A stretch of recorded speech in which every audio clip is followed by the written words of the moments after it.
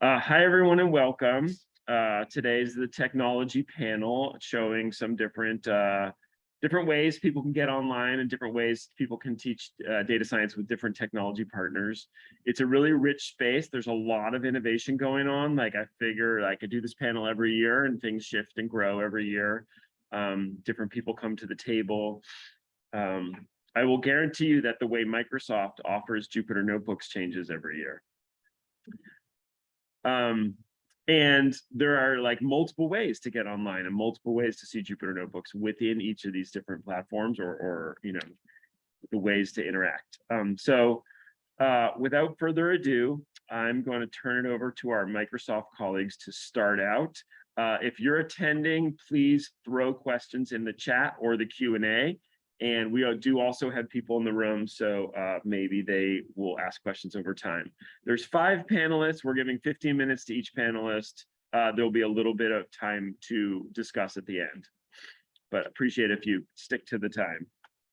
And over to you, Dimitri.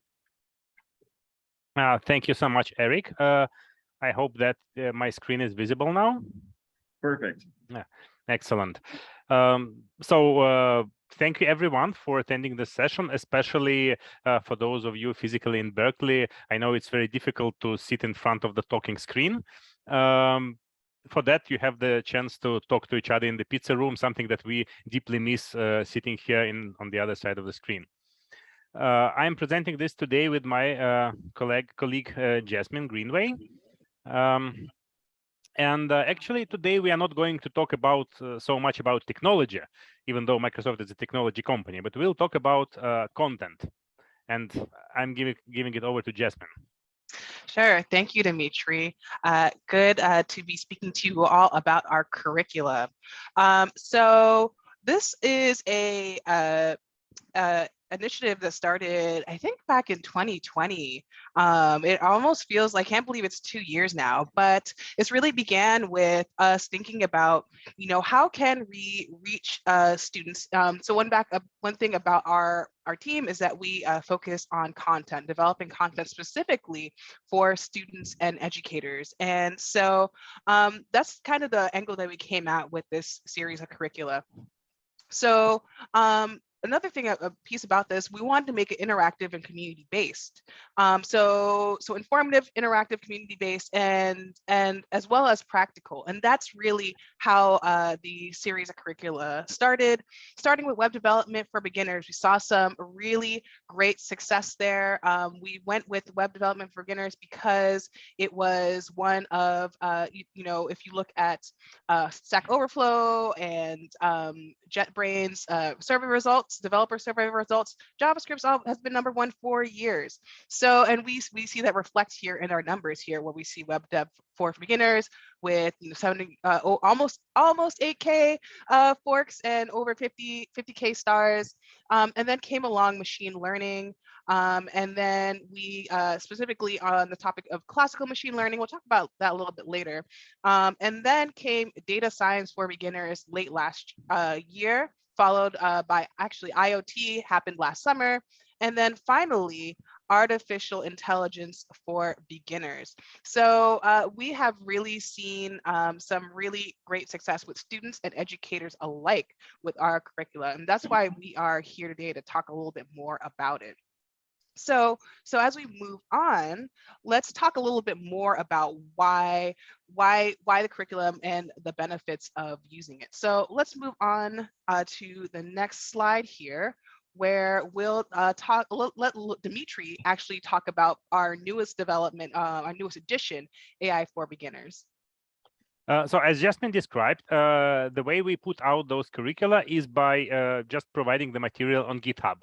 And that allows us to have collaboration with students and potentially with other educators as well. And those curricula act as a kind of hub integrating the content.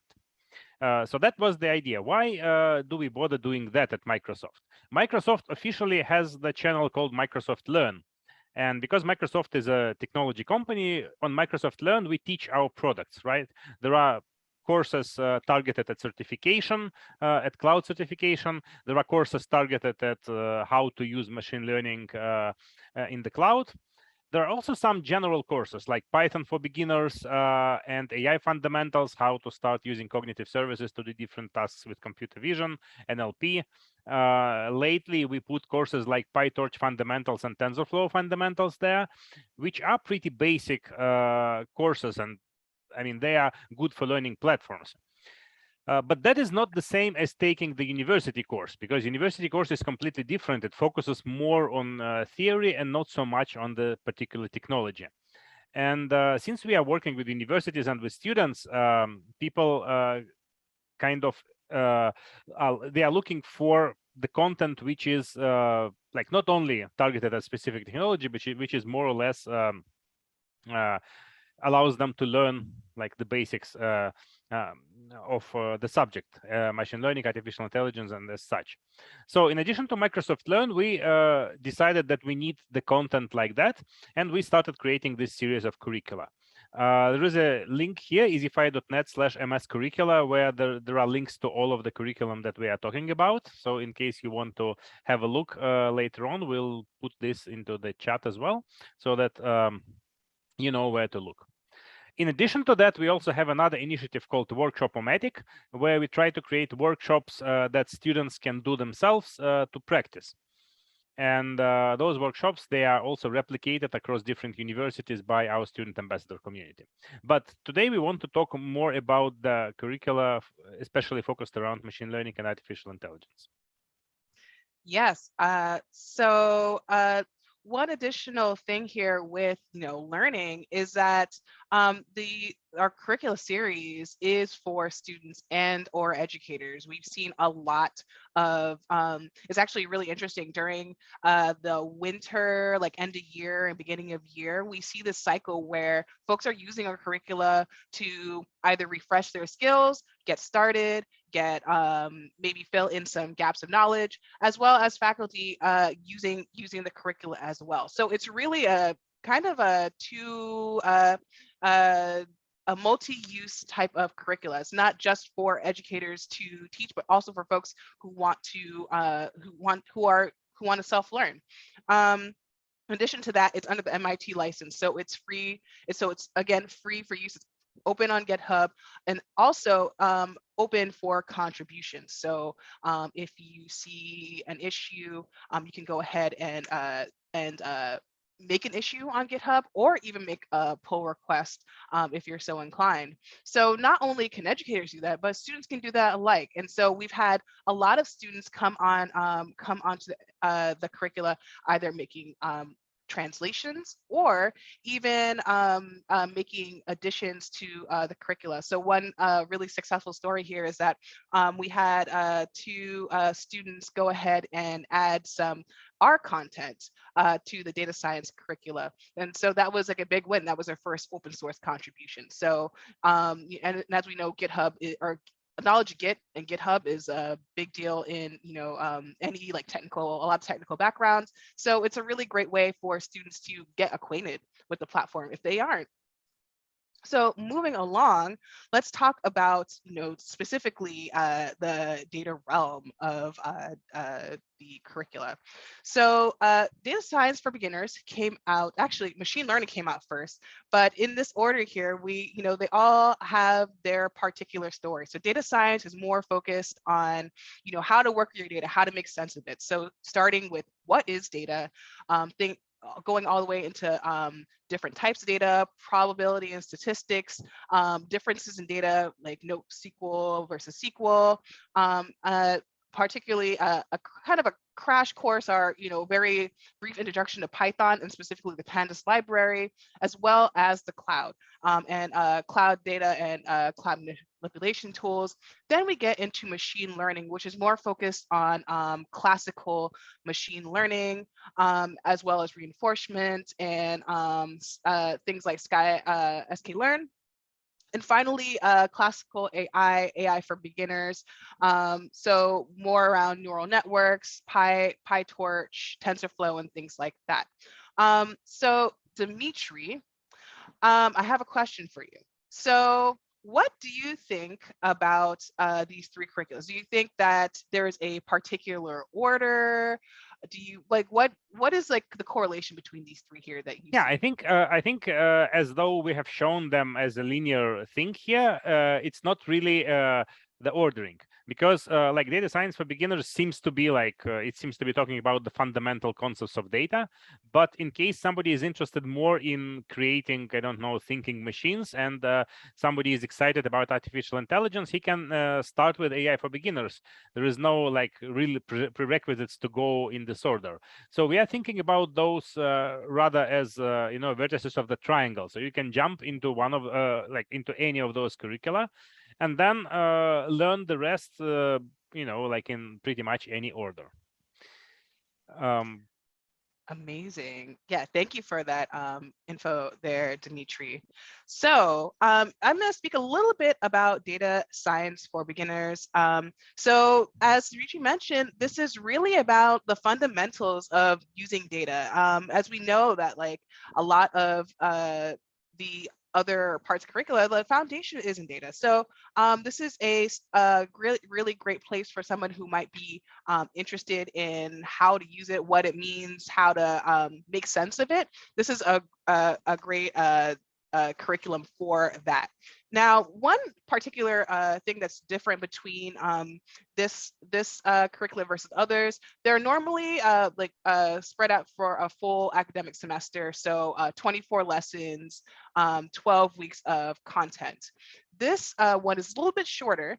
And the sweet thing is that say that you had a full semester, you want to use this for the throughout the full semester, you could actually add in some additional content from other curricula. More than likely, you probably want to get some from machine learning.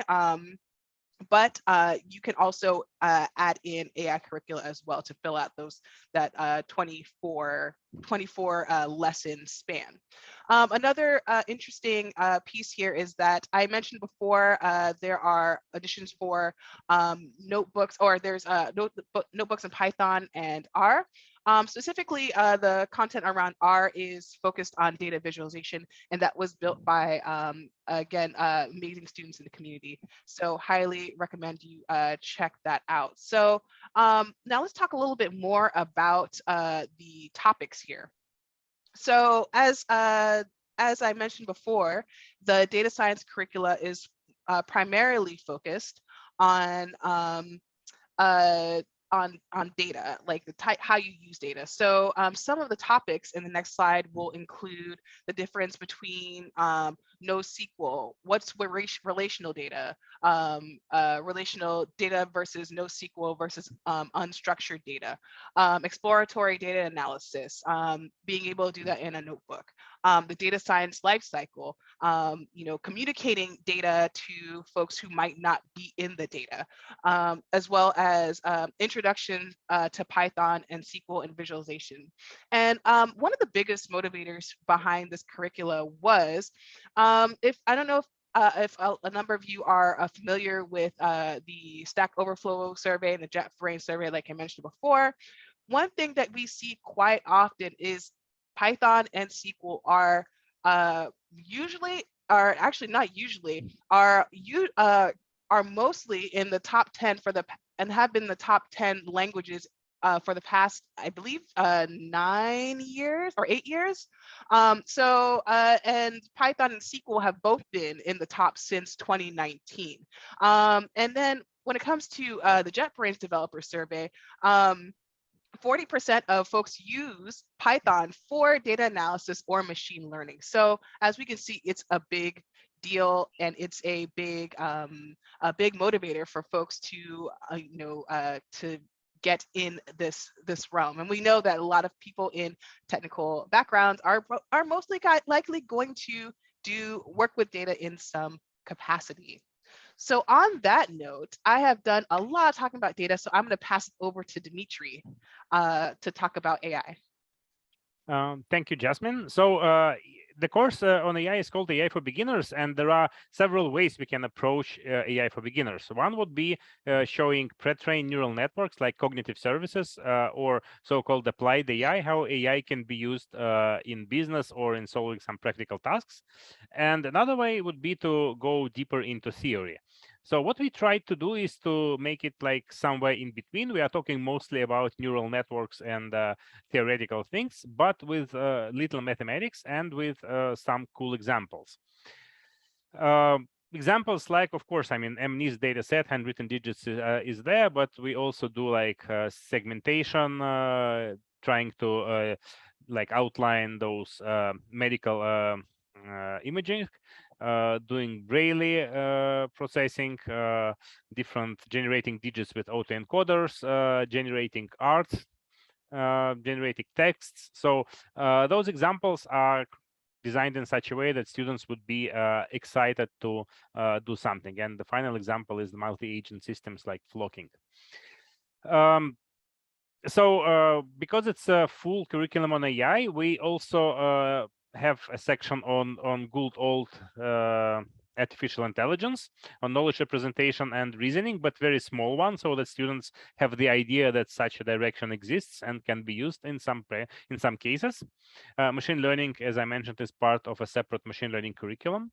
And then large part of the course is neural networks for computer vision, for language processing, as well as things like genetic algorithms and multi-agent systems. Also, like very briefly, so that students understand that such topic exists.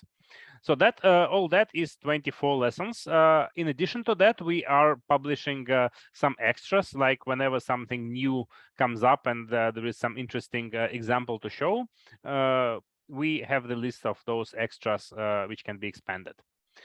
We are not talking about like practical usage, like how to host a model, how to train a model at scale, how to use Asian machine learning. All that we direct people to go to Microsoft Learn to learn those practical things. The course itself is mostly theoretical. And to make it more comprehensible and more enjoyable, our colleague Tomomi Imura, she produced great art, like it grows doodles, which explain concepts. There are many of them throughout the curriculum. And that's, I think, one of the things people get attracted to and enjoy using that. So briefly about what's included in the course, we have texts which you can read directly on GitHub. Recently, GitHub included the support for tech, so we can also put nice formula in there. And most of the things are in executable Jupyter notebooks, and we try to do to have the whole course in parallel in PyTorch and TensorFlow, so that it's possible to choose one of the frameworks to learn it more deeply, and to like learn the concepts using just one of the frameworks. The course has like labs and assignments. So after each section, you have the lab which can be like done by student himself, or which can be used by educator by putting it, for example, on GitHub Classroom. And that's something Jasmine will briefly talk about. Yes, thank you, Dimitri. Yes, so for integration with GitHub, as you know, the curriculum's on all the curriculums on GitHub is open, but you can also use tools like Codespaces to create a development environment that's easy for use, especially through the course, as well as a GitHub Classroom where students can actually create a template of maybe some starter code, and then submit that code as an assignment and set up a workflow through GitHub Actions for things like automated grading. What's really cool about this is you can actually hook it up to these particular tests and actually quantify these tests passing as an actual score. So yeah, if you want to learn more about that, please come to our session tomorrow where we'll be demoing some of these features. So on that note, I'd like to wrap up. Thank you all so much for your time. If you want to reach out to us and chat with us about anything we've talked about today, you can reach us at these email addresses, as well as you can also check out the short link here for our curricula if you are interested in seeing and checking out yourself.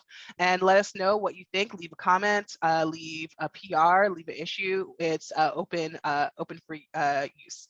So thank you all so much for your time. Thank you. And I wanted to emphasize that tomorrow we will also show how to run the code using different cloud, different ways in the cloud, different ways to run Jupyter notebooks. As Eric mentioned, we have plenty of those. So we'll show that tomorrow. Awesome. Thanks, you guys. Next, we're going to turn to Ed. We have Alex. I will give a funny thing. I went to the SIGSI conference and Microsoft was there and Alex was there, and I hadn't met the folks from Ed before. And it was interesting to me because Ed is the platform that Data 8 is using for discussions. But I didn't know that they also had plans for offering the tech as well. And so Alex gave me sort of a demo while we were at SIGSI, and then I was like, well, we should come to the workshop and give us that as well. On to you, Alex. Right. Thanks, Eric. Thank you for the introduction. No, sorry, and it's 6 in the morning in Australia. So credit to Alex for getting up early. Maybe we should preface that by saying that Ed is an Australian company. So what we have created is Ed discussion. So this is a class Q&A tool, and as Eric has mentioned, it is being used at Berkeley and a lot of the other institutions. And the whole idea with Ed discussion is that it saves instructors a lot of time handling their course communication, because usually, okay, you're teaching a course, students are going to have questions with their content. They're going to ask you questions regarding admin. The students are going to be asking for help with homework. And a lot of this just comes out in the forms of emails to you, right? And then wouldn't it be nice if you could answer one student email and every other student could see it as well? And that's what really Ed discussion is about. Students can post on the discussion itself, and everyone can benefit from it. So in fact, what I'll do is I'll just scroll our front page, since that will serve as my slide deck. We have various types of content that's supported. So it's heavily STEM focused. So if you need to import LaTeX, if you need to do some Python, you can do that too. And you could also run code on the discussion itself. And this is really helpful with any code snippets, especially if you're teaching a data science course. And I think with that, let's just hop into the live demo, because that always goes well. So right now you're looking at the Ed discussion user interface. On the left, you have a list of courses. Sorry, you have the list of courses here. I'm enrolling some strange looking ones. And also right now I'm in the data science playground. We have categories on the side, and these let you filter. And if you look over here, every thread in here is really a question from a student. So for example, if I click on this one, the student asks, hey, I don't understand something. And then at the bottom, we have this dedicated answer section. So Ed is really built for Q&A. So let's suppose that there was another answer. Let's suppose another student wants to chime in. You can just type his answer right here. Something like this. You can post this. And then now we have 2 answers here. If you have a follow-up question, let's say the student wasn't very clear in their question, you can say here, what did you mean by that? I can just type that right in there, and voila. And then I can come back. I can pretend to be, I can go back to being the instructor without being anonymous. I can just say, hey, something like that. And you can notice that this is a threaded discussion. So this is a tree view, and it keeps everything in context. So everything is clear on what's going on. I briefly mentioned about the content editor, and here are just some types of content that you can embed. So your standard formatting, you can run code on the discussion itself. So here's a bit of Python, and if you need to run code that does an input, that works really well as well. And this is actually a proper terminal. So if you run bash as a snippet itself, you could actually hop into a terminal. Okay. And just to show something a bit more on the data science side, I over here included a code snippet. And this one just runs one of these sample C1 plots. So run this, and we can get the output from here. And because C1 likes to get the data from the internet, this is the CSV that plot was generated from. Okay.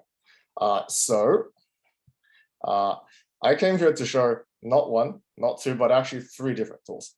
Even though this is Ed discussion, there is another tool that I like to show you that is part of the Ed platform itself. And this is called Workspaces. So Workspaces was really born out of the idea of having students get coding or working on data science projects pretty much immediately. Because a lot of times, setting up the development environment is a big pain for the students, especially when you're teaching the intro to programming or even data science, where students have to have all these packages installed. So Workspaces is really our answer to it. So what I'm going to do is show you an example of a workspace. So let's suppose that we have, I'll just call it that one. And the type doesn't really matter, but I'm just going to pick Python out of habit. Okay. So immediately I hop in here. I can create files. So I'm just going to hello world. And then I can get coding immediately. So maybe what I'll do is I'll just type out a something like that. And then you say, okay, well, how do we run this?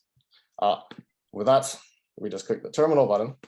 And again, we can start running this code.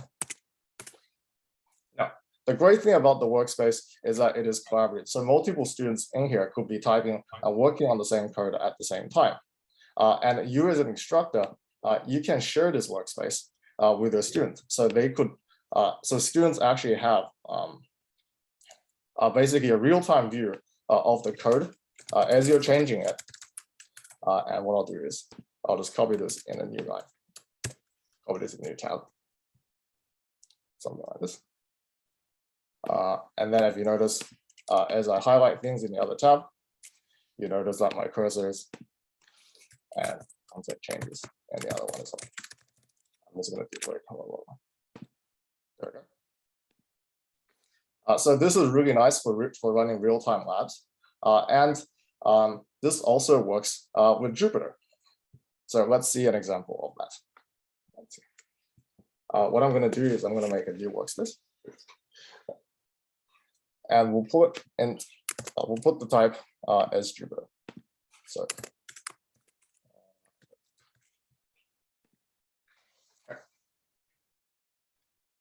I'm going to come here. I'm going to make a new notebook. And here we go. So we support the Python kernel, we support the R kernel, and also I think the Object kernel as well. So I can start coding. I'm going to do my typical hello world. And let's do a plot. So let's import matplotlib.pyplot. And I guess maybe let's do a 1, 2, 3, something like that. And this and that all just works. This also supports IPython widgets as well, because I know that some instructors like to use interactive sliders and other fancy things in the notebook. And this just works out of the box for that. And the good thing is, normally Jupyter is not collaborative in the sense that multiple people cannot edit the same notebook at the time. But on Ed, all the notebooks are by default collaborative. So I'm going to hop into my other tab, and I'm going to start adding cells, editing code. And if I switch back to the previous tab, you'll notice that this has updated as well. And that's also the same for code as well. So if I did end up, changing my code, so maybe I guess go the other way, and you notice that's updated. Okay, So one of the ways that people have been using this is to maybe they'll upload their pre-prepared Jupyter material into a workspace. They'll share that with their students. The students can get a copy of this, or they can watch the lab live. So we have the ability to fork. And usually what that means is students gets a copy of what's in here, and then off they go. Oops, it's a cat. All right.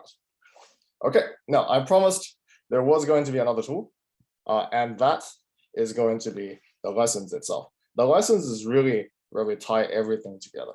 And this is where you can actually have a course content in your ed course as well. Okay, so here's one lesson that I prepared. And basically in here, you can have a mixture of the Jupyter content. This is actually Eric's Data lab. And I guess what I'll do is I'll pretend that I'm a student and I'm just working through this lab. So I run this code, that all works. So I come back down. I'm just going to run the rest of the code itself. I run that. Oh, maybe what I'll do is I'll clear all the cells and then we'll run it from the start.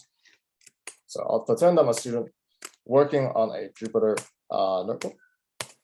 I run the code and then I come down, I run this, and then eventually I can get to an exercise. So let's have a look at how that works. This particular notebook uses Otter for grading, but you can use other methods of grading as well. And I'll just scroll down to this part. And let's have a look at the default. Let's have a look at the auto grading that's in this notebook. And I think there it is. Okay. We run the grader check, and there we go. That actually runs the check inside. So the students can submit this if they want to, and then you as an instructor, you can go through the student submissions and you can see what everyone is up to. So if I click on here, this is one submission made by me basically.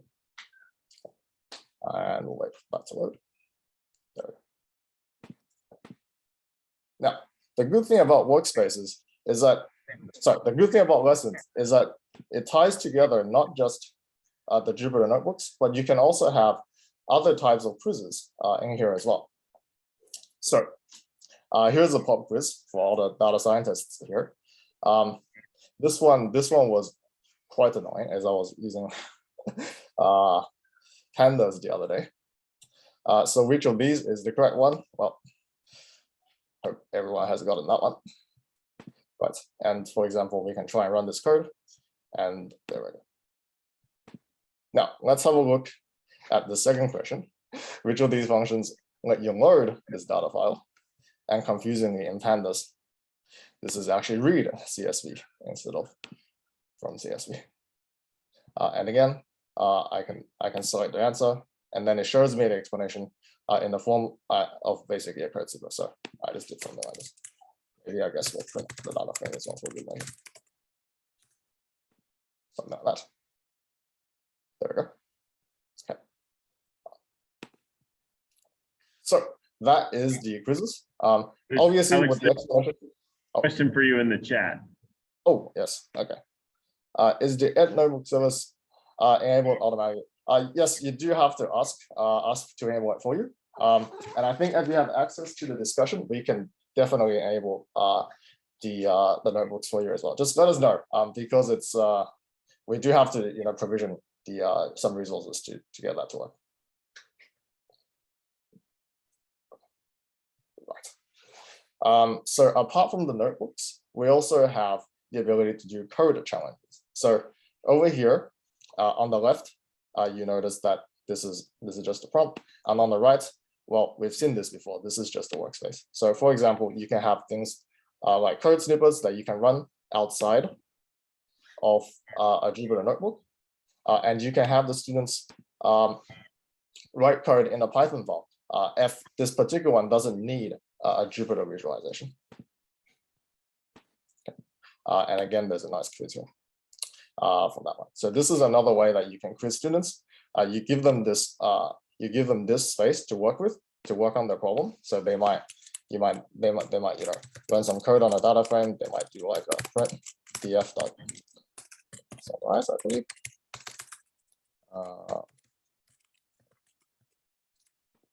Wrong. This is going to show a big error. Yep. I can never remember the name of this one. Okay, we need to wrap up, Alex. Eric, what was the one that summarizes the a data frame? Summarizes the data frame. Yeah. All right. What does do mean? Because apparently that should work. Hopefully. There's a bunch of questions for you in the chat, so maybe we can move on and you could answer. You could keep chatting. Oh yeah. Okay. You can keep going. Okay. Okay. Okay. Oh, okay. How about this? Let me get through this, and then we'll get to the question back in. That way, we won't have to get. We need to wrap up. Yeah. Okay. And yeah, we pretty much need to wrap anyway. By the way, I noticed there's a lot of folks. We're back on tomorrow. My colleague Colton is giving a longer demo, and you'll be able to explore a bit more with that. So this is just to whet your interest. This is just to be so. We have a couple other samples. I guess we'll just go through. We'll go through some of the Python ones, so you can do. Let's say this is a programming challenge where you can set up and you can run Hello World, and this is automatically marked as well. So I'm here. I'm just going to type, print. I'm going to get this run deliberately. I press the mark button. It marks pretty much instantly, and then you notice that I have gotten this incorrect, and then I can submit. Okay, cool. Okay, and I think with that, that is probably all the time I have. If I piqued your interest, come to our talk with Colton tomorrow. He will be giving a full demo of adolescents and the workspaces, as well as the discussion itself. Very cool. All right, thank you, Alex. And I'll answer the questions in the chat. Yeah, thank you. I'm going to bring Jessica up, and you can keep typing in the chat.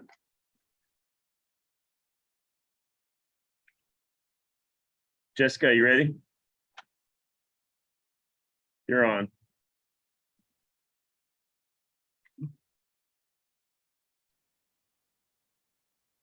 Great, looks good. Awesome. Hello, everyone. Please forgive my voice. I think everyone knows allergies and coldness and everything going on. So I'm really excited. And if you heard Eric in the beginning, as we do these every year, I'm really excited. I was able to come last year, and this year we have a lot more and a lot of new things going on. In addition to, we have a new curriculum manager who will also be here. So through this presentation, I will wait till the end so that you can hear from him firsthand on all the wonderful things that he's been doing. So starting with, I'm here with Tableau, and I'll be talking about data, our data skills and academic programs. I'm sorry, it stopped for me. Next slide. Yeah, it's usually it just kind of goes on its own. Okay, so with that being said, why are we here with Tableau? As you know, Tableau is one of the leading data visualization platforms that is out there. And just to show, our big piece about this is the fact that we are able to, there's jobs. Students are needing this.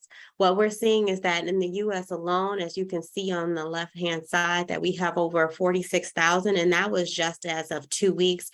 We also have EMEA and in the APAC region. So with that being said, we know that companies are looking for Tableau skills. In addition to, in 2021, as we talked about before, we commissioned a a Forrester report. And in that being said, it was known that data skills was one of the primary things that people were discussing.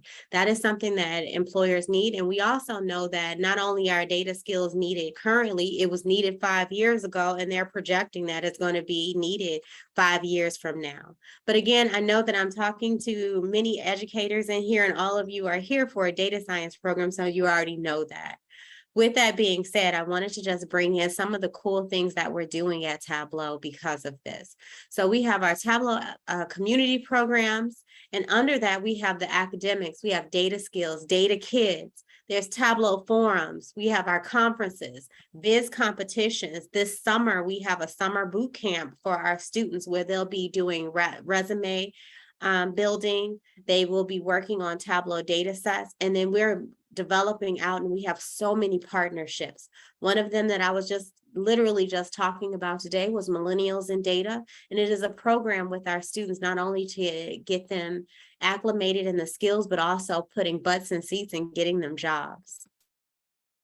So again, wanted to talk specifically about our academic programs. I'm not sure if you know that, but in November 2021, due to all of the research, as I said, we did some commission with Forrester. We have went on a campaign. What we know is that data skills is for everyone. We know that before it was not always known, not always the most popular, and it was kind of exclusionary. So what we've started is a data skills campaign in order to help close the data skills gap. We also have our academics programs, which we're still doing what we do. We still work with instructors and students. And then we also have data kids. This is where we have known, especially during COVID. So we established in 2020. But with that being said, we know that if students were at home, young children at home, as you know, our mission is to work with that data skills gap. And what we know is that early intervention and getting students earlier is also very helpful. So we also have data kids. This is our growing team. As I said, we've completely changed. When I was here last year, I think we only had about 5 bubbles. Now we have really, really expanded. And that's because Tableau as an organization has completely taken that on. And we said we're going to create this mission in order to make sure that we're getting educators and instructors the skills that they need in order to close the data gap. So with that being said, I'm going to jump straight to what do we do? So again, we do have over 2 million students. We have Tableau for teaching, and then we have Tableau for students. With Tableau for teaching, we have free licenses for Tableau Desktop, Tableau Prep, and their students and campus computer labs. So we also have labs as well. So if you do have a lab that you would like to do trainings in, we do also have that. That's something that most people don't always realize that we have available. In addition to researcher license, researchers also, if you are doing non-commercial content, you are able to get licenses in that way. We do have the free course curriculum that also can be set up on Canvas. We have Tableau Cloud, free e-learning, and then we have bulk licenses and certifications. So with that being said, like University of Kentucky is a big one. They buy licenses in order to get their students certified. So when their students graduate certain programs, they not only graduate with a degree, but they're graduating with a Tableau certification. Tableau for students, as I talked about before, we have lots of events and programming. So we have our student ambassadors. It's over 60 of them around the globe. So you can easily get in touch with one of them, and their students do workshops, trainings. They get in touch, they collaborate, and they network with each other. They do lots of skill building, biz competitions. They also receive free licenses in e-learning. And so that's irrespective if they're in your classroom. Where am I going with that? As an educator myself, students can do this with or without me. And so they can actually ramp their skills up. And then after they take my class, they can continue on and practice and learn, and they can build out their portfolios. Our academic programs, for Tableau for teaching, anyone can join if you're an actively teaching instructor who teaches as an accredited degree granting credit bearing university. It is renewable every year. So long as you renew every year, as long as you're teaching still at a university, you can get all of those resources that we discussed for free. In addition to, we have different ways that we connect. One of the things that we started last year as well is that we did lunch and learns. So our lunch and learns have been fabulous. With our virtual lunch and learns, as a matter of fact, we have one coming up next week. Right now, we're doing an accounting series. Instructors have come to us and they've shared the research and publications that they've done. And they're also talking about use cases, things like that, and tips and tricks on how they're utilizing Tableau in the classroom to teach, or they're talking about how they've used Tableau in their research.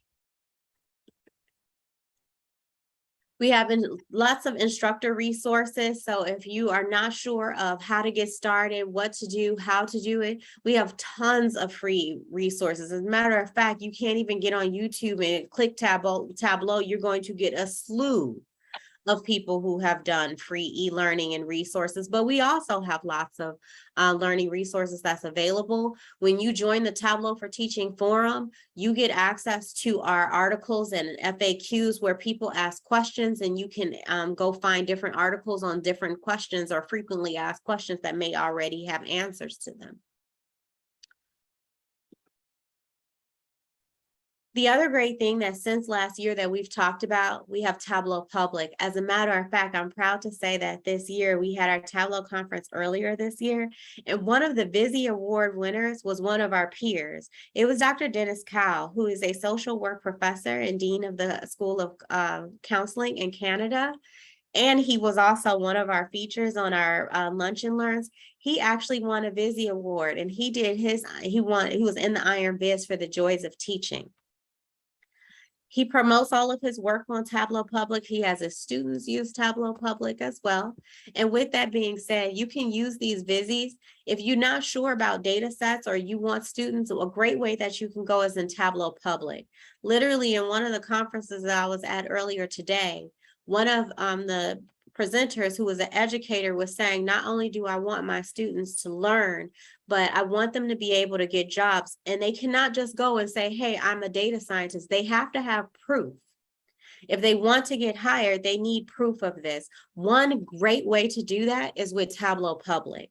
She said that she has all of her students promote their work on Tableau Public, and they put those data sets on there. You can download other people's data sets. You can revisualize it the way you choose and recreate them as needed. In addition to, one of the features that has just been added is the Hire Me page. Now, students not only can put all of their visits on Tableau Public, they can actually promote themselves via Hire Me. And already we've had success. Not just students, but even just professionals in general have went there and they have clicked hire. They've added themselves to the Hire Me page and they've been able to be promoted. With that being said, not only can you put your Tableau Public, so your evidence of portfolio on Tableau Public, where you can visit the Hire Me page and add that to it. We also have Certifiably Tableau. As a matter of fact, one of our new employees just received his certification. Now, with that being said, everyone who is certifiably Tableau is in a directory. So your students not only will be able to have their evidence of portfolio, they'll be able to promote themselves with the Hire Me pages, but then they also can show proof that I have a true certification from Tableau, and it's visible to everyone. We have lots of community projects, and where am I going with this? I'm just going to give you my reason why I love the community projects. As I said before, I'm actually a psychology professor, and one of the things that I love about the community projects is sometimes I have over 120 students in a semester. That's a lot of students. I am not able to really give them everything when I'm teaching, and then they make their visualizations. They may need further support. In addition, as I said before, I'm a psychology professor. There may be things that I'm not an expert in. So what we do have students do is they can actually go to Makeover Mondays. They can go over Workout Wednesdays. There's Viz Social for Good. There's Viz to Art. There's so many different community projects that they can join. Data for Diversity. These are networking. So again, as we talk about getting jobs for students, how they're getting jobs is they're networking. They're making these relationships, they're partnering with different people. And with that being said, they're practicing. And it's a very open community. If you've ever joined the Data Fam and went to Tableau community, you will see it's a bunch of data enthusiasts who are ready to help. That's all they're here for. They join because they say, I want to network, I want to learn, and I want to actually pay it forward and bring someone else up.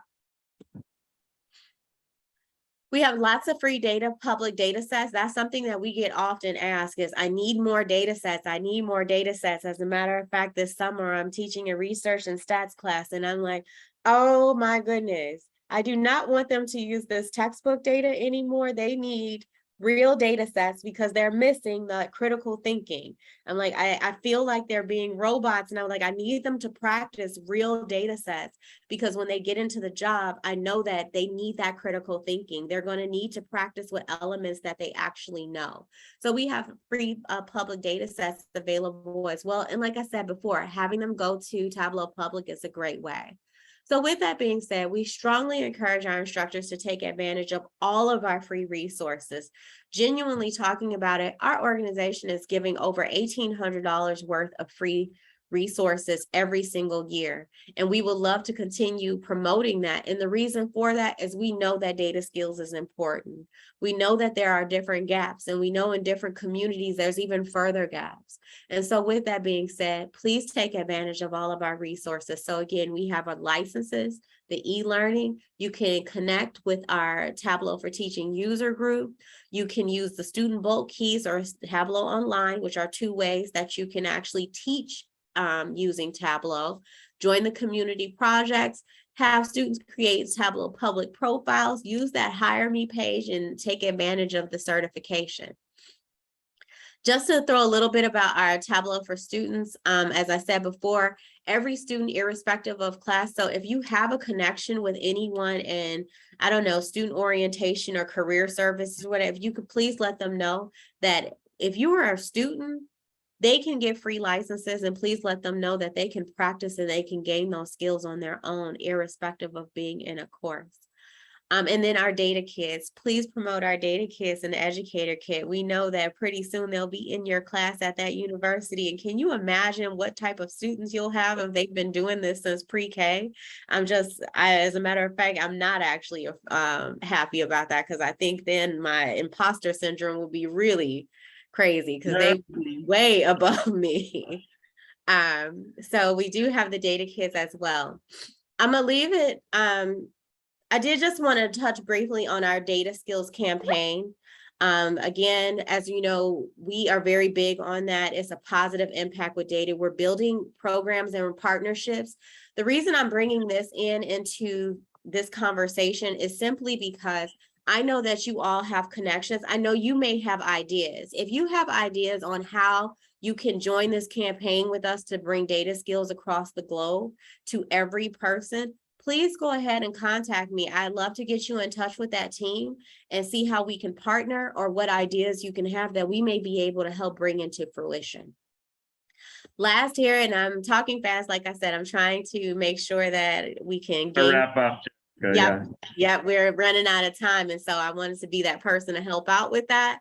But I wanted to leave with our curriculum person. So Tyler, if you'd like to talk about a curriculum, are you here, Tyler?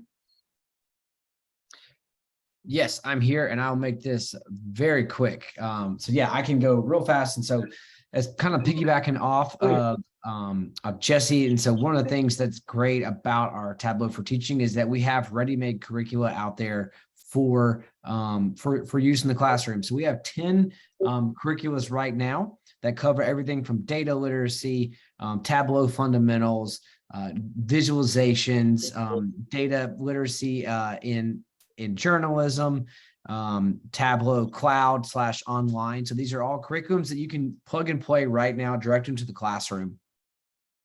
And with those, one thing we're working on is building out Lms Export as well. And so for data literacy, that one's already built out. And so what does that mean? So we built them with Canvas, but they're reusable to any type of LMS. And so not only do you have the curriculum in a zipped format with assignments, test questions, sample workbooks, but you can also take all that and put it directly into your LMS, and all those documents are going to load up directly, and you don't even have to worry about importing.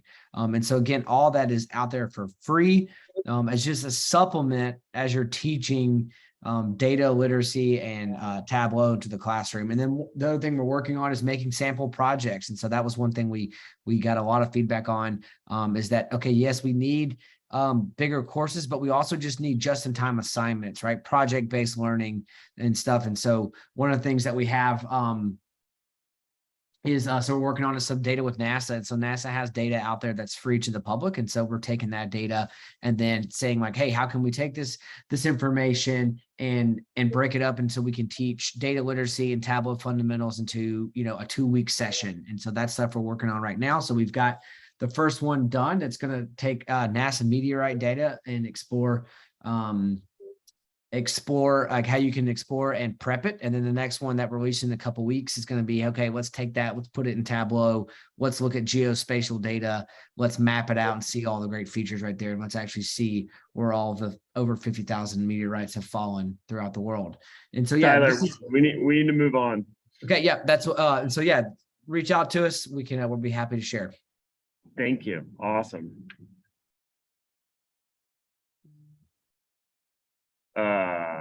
Thanks, you guys. Super exciting. I love your enthusiasm. Love all the stuff you're sharing. We're moving on to Aliana, a recent grad from UC Berkeley's data science program, and somebody who built tons of awesome stuff while she was at Berkeley, has now taken an awesome job at Deepnote.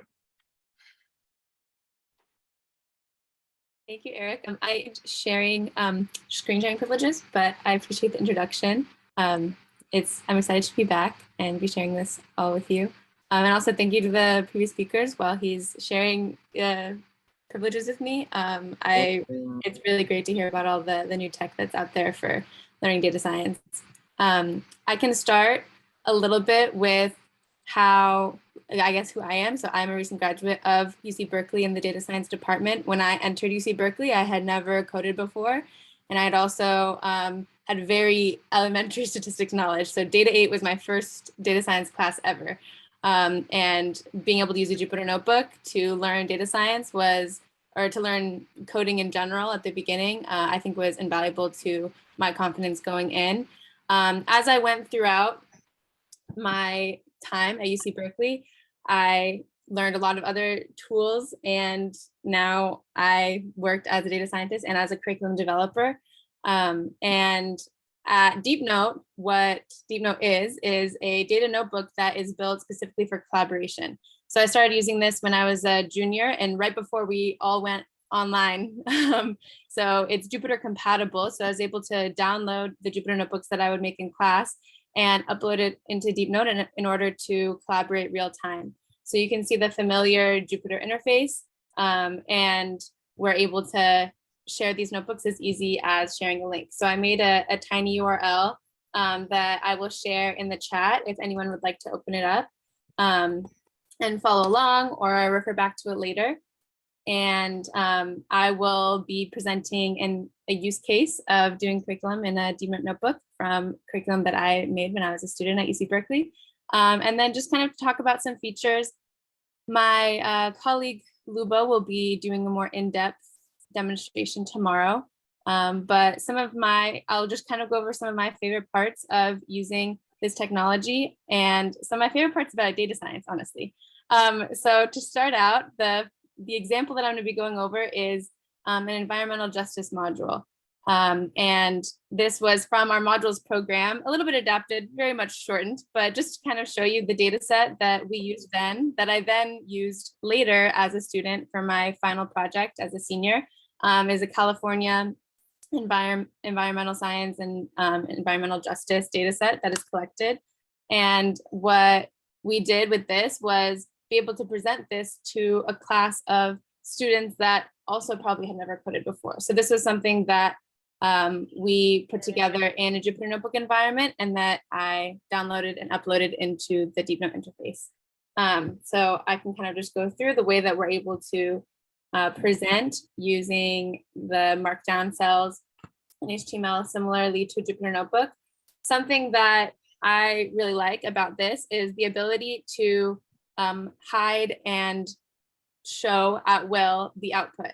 So something like pip installing kind of shows all of this. When you're presenting, sometimes data science to someone who's never seen data science before, a lot of this can get distracting from the main point. So something that I really enjoyed when I was presenting my data science projects to either it was other students, stakeholders, was being able to clear the output and sometimes even hide the code cell if needed. So throughout this curriculum, we talk about correlation as it relates to here, and then go straight into the data using our normal data science packages. I'll kind of go a little bit quickly.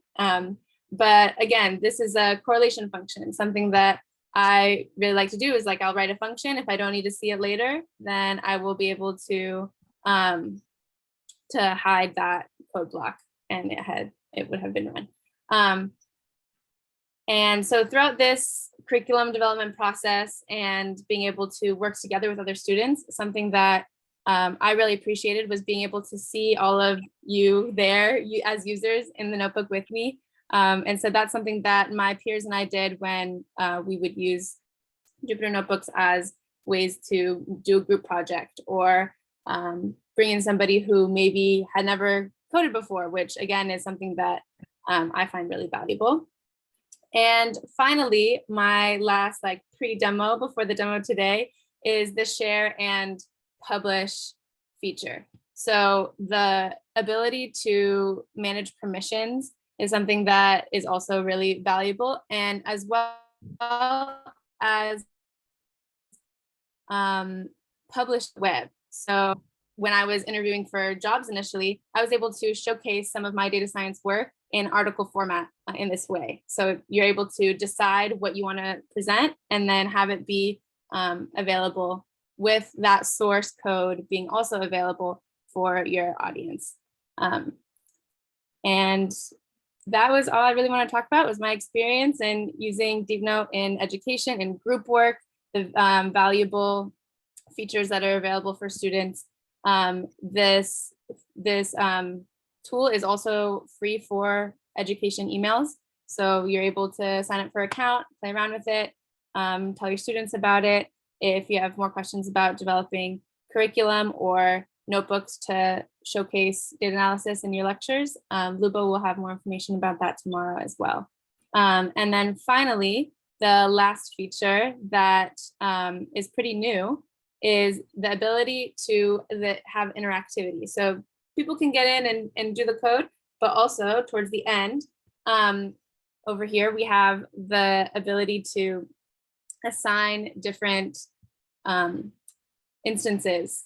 So this is something that students, if you're trying to send out a notebook to someone, they can enter in the like column name that you wish to visualize. So in this instance, we are talking about environmental justice module and risk factors versus health issues. And so what the students are able to do is think critically in that context, which is so important, and which is, again, why I love data science so much, is being able to bring in other fields of study and the knowledge that we've gained throughout our whole cohesive educational experience, and then be able to use data science to support that.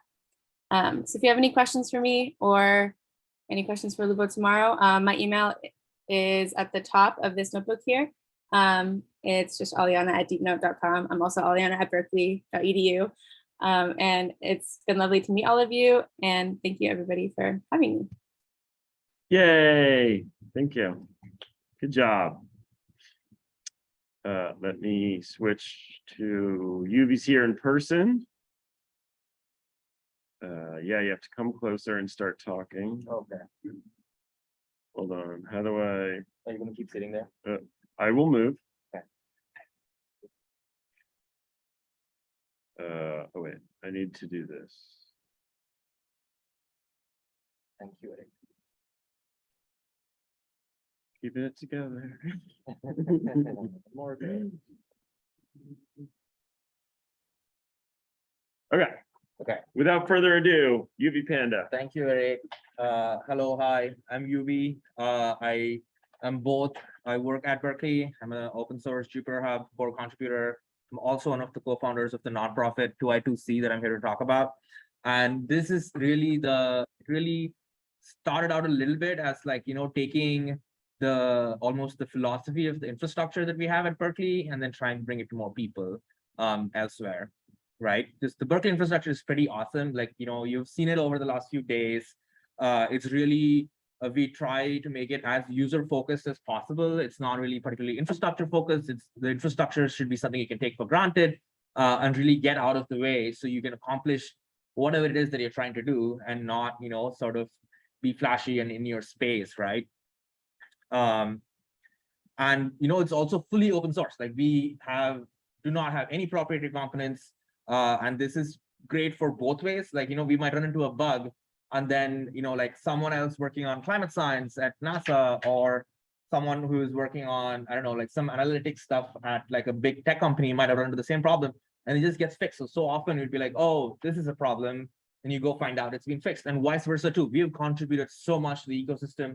Zero to Jupyter Hub, which is the primary way that people run Jupyter Hubs, came out of Berkeley. Little Jupyter Hub, NWDSE2022 so much has come out, and then just like a community-owned setup, right? It's not just us doing it. It is really like we have contributed to the commons and we've benefited from it, and it's pretty cool.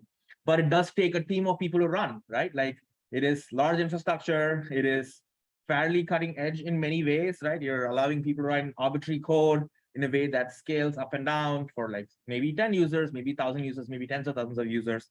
And IT departments across most universities are already super stretched thin. If you ask them to like do this one more thing that is like maybe a bit more complex and traditionally not something that they've been doing, it is often just doesn't happen, right? Like they just don't have the resources to be able to do that. So then it either becomes someone who's the instructor or a GSI needs up ending to do something along those lines and figure out the infrastructure, but that's not what they should be doing, right? Like it's great that they can do that because it's open source, but they shouldn't have to. So 2I2C is a nonprofit that was started to help deal with this very specific mission, which is to bring this kind of principal infrastructure, right? That's like open source. I'll talk about a bit more about these later, to people who don't have a large team of people, who have like DevOps skill sets that large companies will pay like hundreds of thousands of dollars for, to be able to come and run this. And it was very intentionally set up to be a nonprofit because it's a mission-driven organization with a fairly clear and focused goal. It was started by many people who are involved both at Berkeley, who are involved with the data science program here. People at the other folks are coming from UBC, Jim Colliander Lindsay, and Ryan from University of Columbia, and then me. I'm from here. I'm sitting here with hair. Yeah, with hair. I used to have their hair at that point. And we also have, like 2I2C also has, I think, 5 engineers at this point, and they're also very well steeped in the Jupyter ecosystem. It's not like an official Jupyter project or anything, but one of its core goals is to just make the whole ecosystem better and fill the need of running infrastructure. So I think all engineers who work there right now have received like the Jupyter Distinguished Contributor Award at some point. So you've already seen the demos. This is, basically if you have seen and you've interacted with any of the workshop hubs that have happened, it's literally, right? Like literally exactly the same, because again, we're just exporting this philosophy and trying to like make everyone benefit, so it's not like, okay, yeah, we have this, yay, screw you, right? So I'm going to talk a little bit about the bunch of like nonprofits need to have missions, right? And then you need to like make sure that you fit and do that. You both accomplish, you do the task that you're trying to do, but you also do it in a way that matches your principles. So first is there is a document that we worked on. It's called Right to Replicate. And the goal is, like no secret sauce, right? Like if the nonprofit, if 2I2C provides you some infrastructure, we're not trying to lock you in. We don't want to like recreate, MATLAB, and like all of the problems that it created with like the lack of equity and people who do not bring to large institutions who can afford the licenses being able to access this.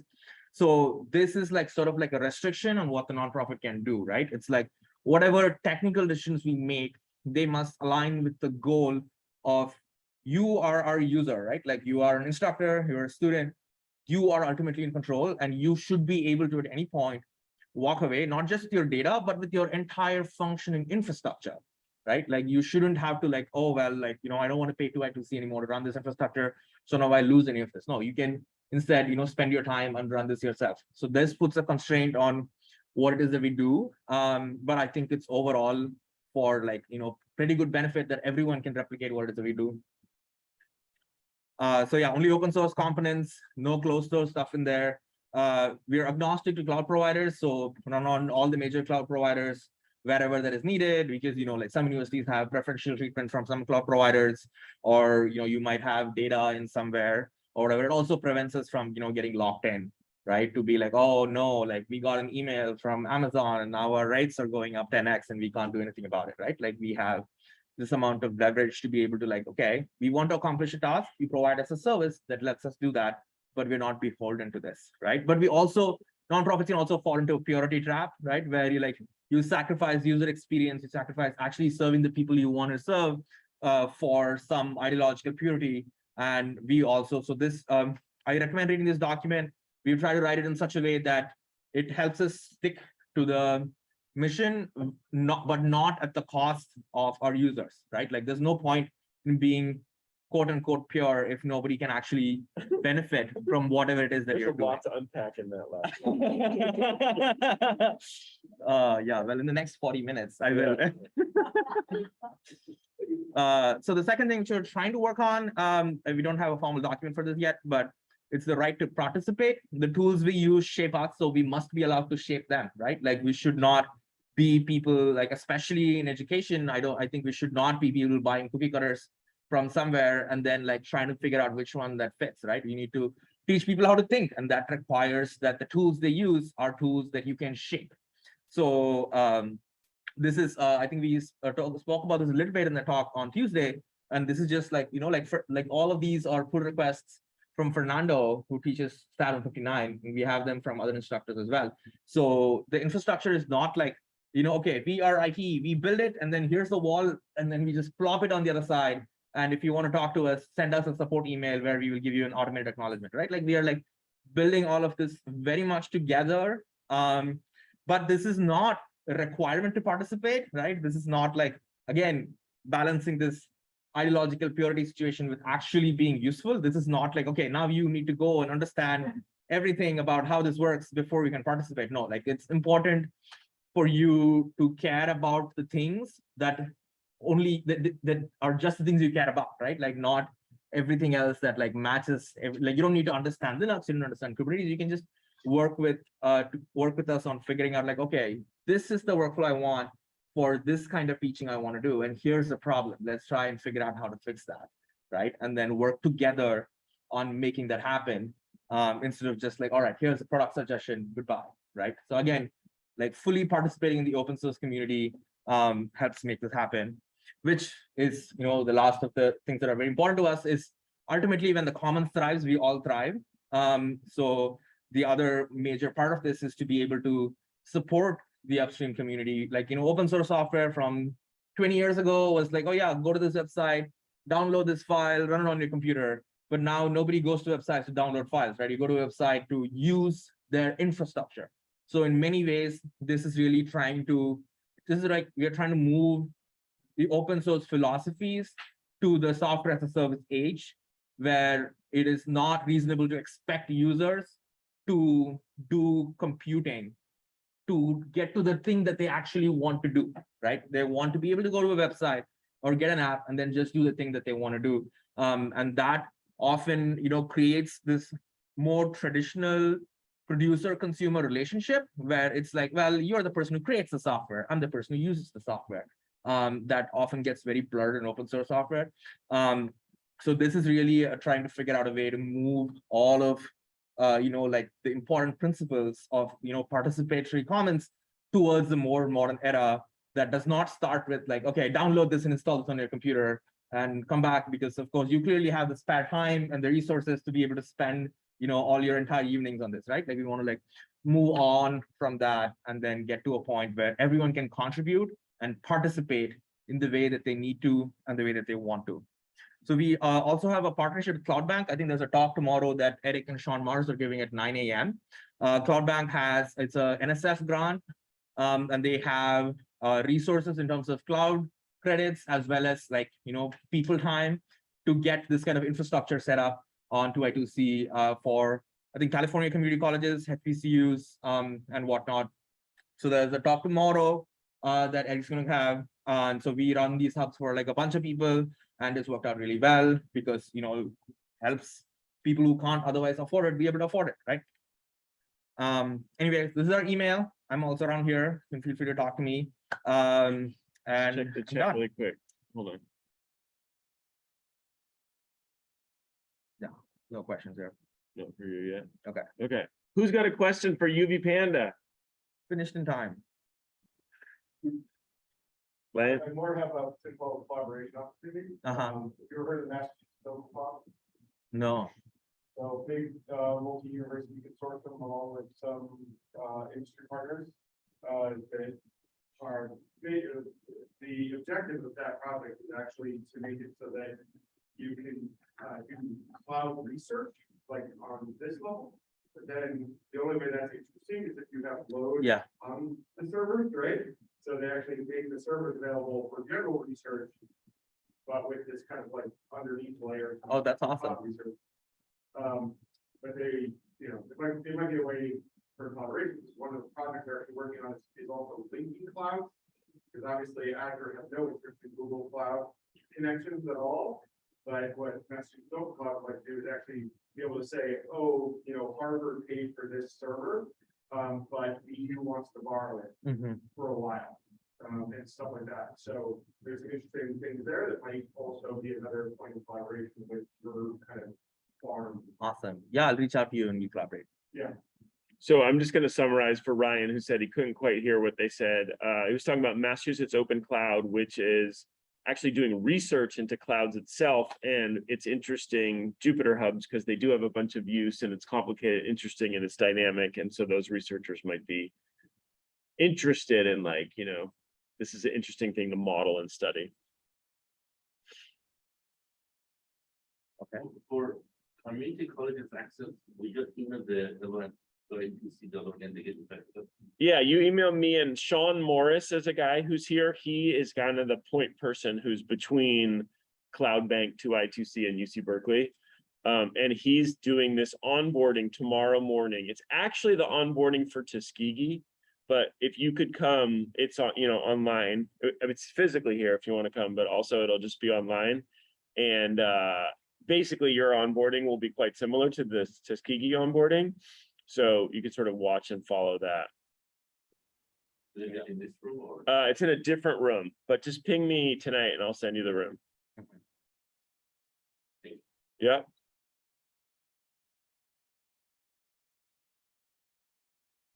Anybody else? Anybody got questions or questions for Aliana? Or yeah, who else is here? Aliana didn't get to field any questions. Alex is here, Dimitri's here, Aliana's here. All right, I'm going to ask a question of the panelists then. I'm not letting you out yet. Dimitri, Alex, Yuvi, I'm going to go Aliana. I'm going to be like, this space is moving super fast, right? There's a bunch of innovation. Maybe somebody's a couple months ahead. Maybe somebody's catching up with a couple months. Maybe somebody's got this advantage. I'm going to ask, like, where are we going to be in 5 years? Like, for me, it's been 5 years of running this workshop, 5 years of like promoting it to other people. Where do you see this space of like providing, well, I could say Jupyter-based education, but or notebook-based teaching, or you know, I'm trying to get lots of people on board. I'm trying to get new people from community colleges to take this thing on into the future. Where are we going to go with this in 5 years? Who wants to start?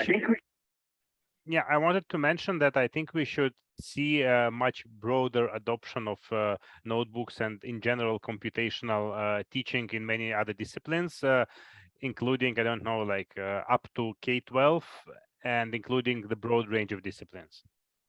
That's a great answer. I love that answer. Okay, who has an answer that you don't know? Well, I mean, I think notebooks have their uses, right? And notebook, especially for, I mean, if you're doing visual programming or if you need the REPL, where you just need to see output as soon as you execute it, and that notebooks really fill that niche, where you want that instant feedback. But I'm actually more keen to see what's coming after the notebooks, really.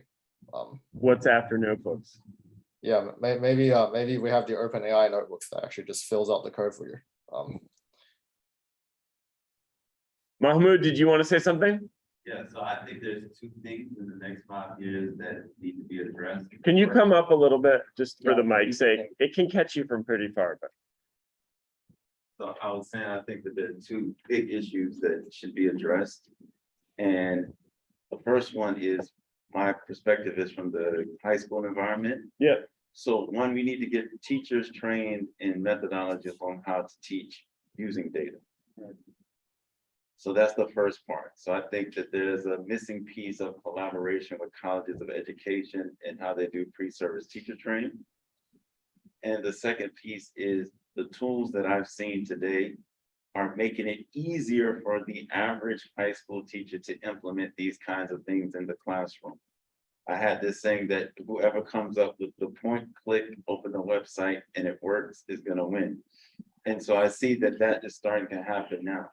So those two things need to be brought together. And the way that I think that those can be brought together is with conferences like this, Yeah.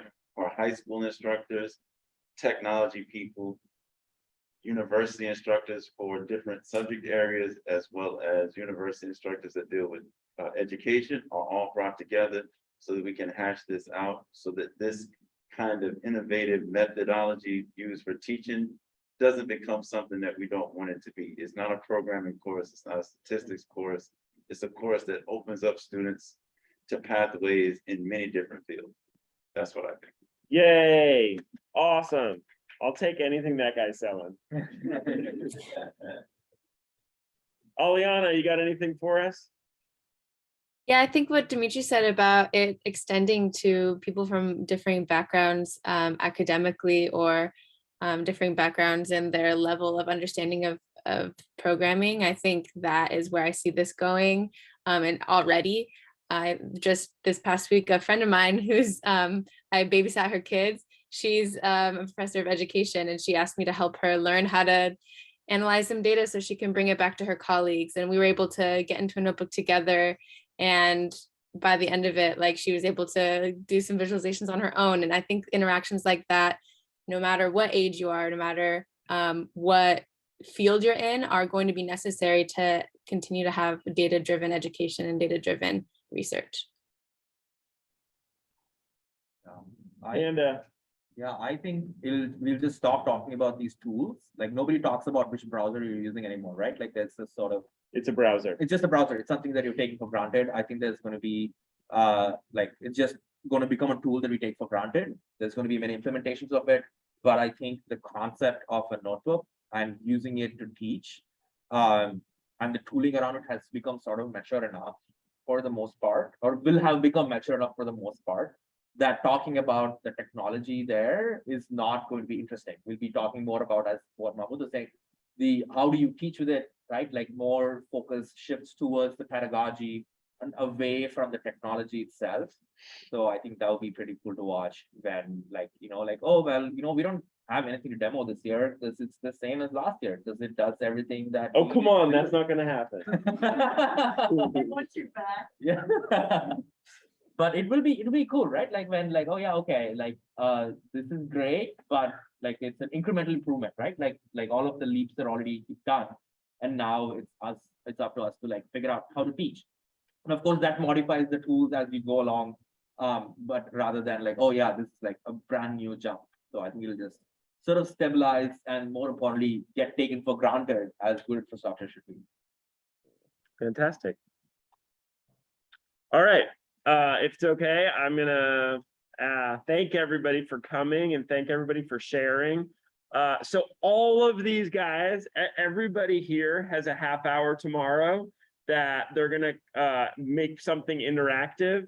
You know, hopefully the idea is, like, you'll be clicking on something, you'll be in the notebook, you'll be in there, like I think a bunch of people jumped in Aliana's notebook already, and Dimitri will have like a few different things to look at, but it's, instead of like a presentation looking at links, like let's try and like get in some of the things, and Alex has the demo where you can like be in ed looking at the notebook. So that's the real way to learn, being experiential. So please come by those panels tomorrow and interact, and that's the best way to try things out.